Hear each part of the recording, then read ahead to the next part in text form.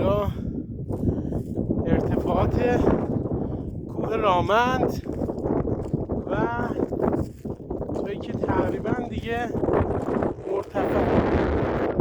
حالا من با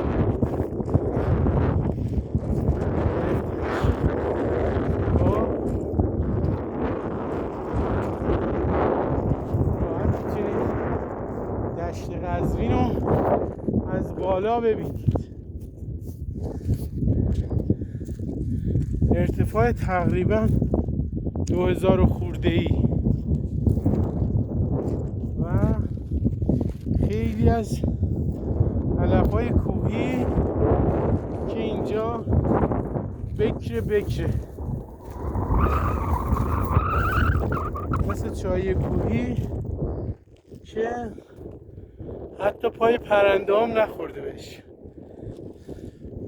نزدیک لوشکانه، خیلی راحت میتونید بیاید اینجا.